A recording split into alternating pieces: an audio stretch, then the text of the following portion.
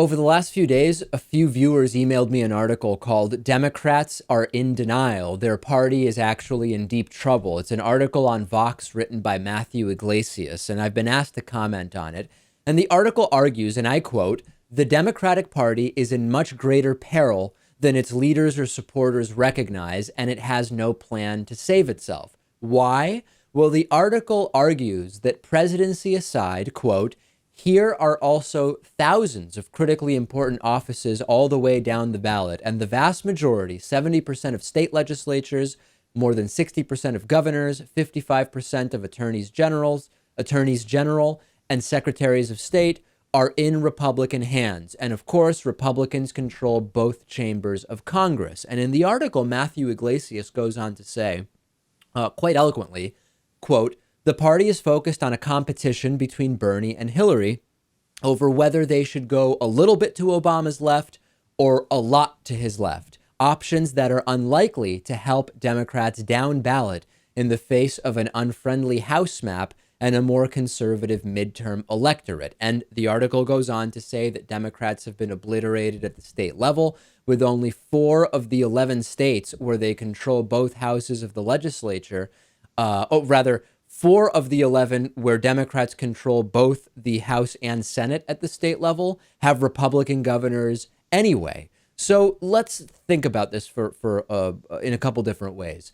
This is connected to a fundamental difference in the priorities of Democrats versus Republicans. Republicans, as part of their party platform, are much more anti-federal government and much more pro-states' rights. So it's a sort of logical following that they would focus more at the local level. And this article is repeating something that I have been saying for years, which is that Republicans generally do far better at the local level. They start by creating conservative city councils and school committees. They can draw from those individuals to get mayors and state reps and state senators, and then they can use that foundation to put in the U.S. members of Congress and the Senate that they want. So the problem identified by the Vox article is absolutely real, but it's not really about ideology. That's the scary thing. It almost doesn't matter that the country keeps getting more liberal because Republicans are very successfully tying up the local decisions, the local elections with right-wing elected officials.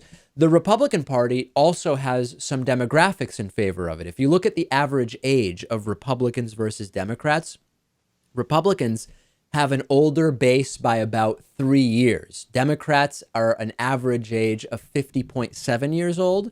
Republicans, 53.6. Older people tend to vote more. So that's a demographic element that favors Republicans. The other element of this is that midterm years tend to have lower turnouts. That's when a lot of states generally have their gubernatorial elections. And as we know, Lou, as more people vote, it favors the more liberal candidate. Fewer people vote, it favors the more conservative candidate.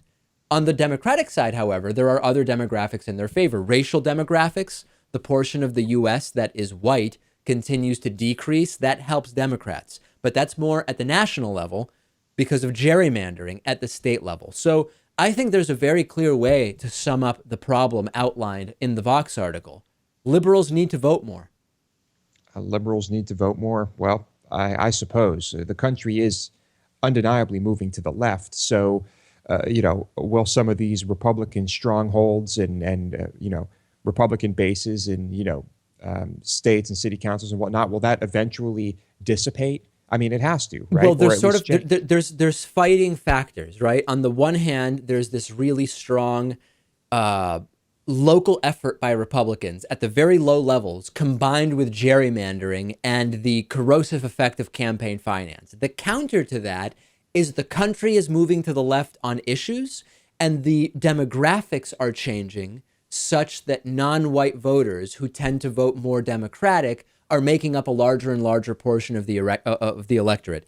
If liberals voted more, the problem would go away today. Long term, we need to work on gerrymandering, we need to work on campaign finance, and these are long-term issues that absolutely just can't be fixed overnight. Well, yeah, I mean, in the short term, just like in every election we've ever discussed, while we've been doing this show, voter turnout is the number one issue for Republicans. I mean, for Democrats, excuse me. So, yeah, I mean, we need to work on that.